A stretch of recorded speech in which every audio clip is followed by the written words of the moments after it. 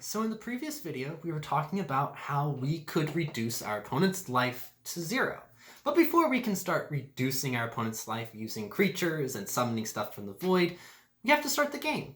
So let me just walk you through how the game begins and how your turns will progress.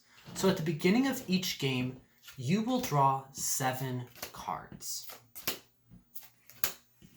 5, 6, and 7. For the sake of this video, we're going to leave them face up. But imagine them face down and in your hand.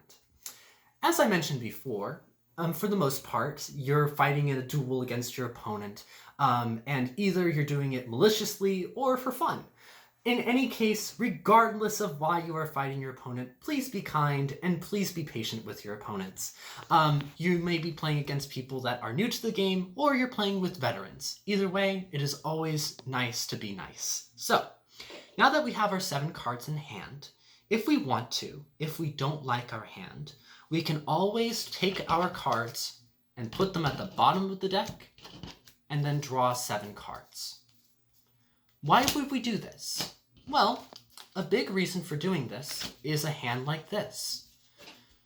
A big rule of Magic is that you want lands in your hand, because without lands, you can't play the game.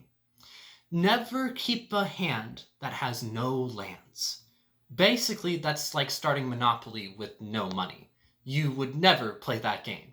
So, there's a baked-in rule that just lets us, at the beginning of the game, take all the cards in our hand and put it face down at the bottom of our library, and then draw 7 new cards.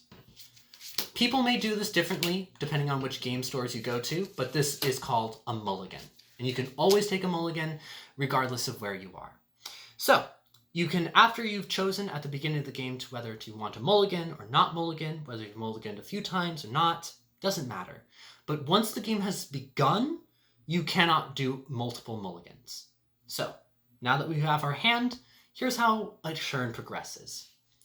You can play 1 land a turn.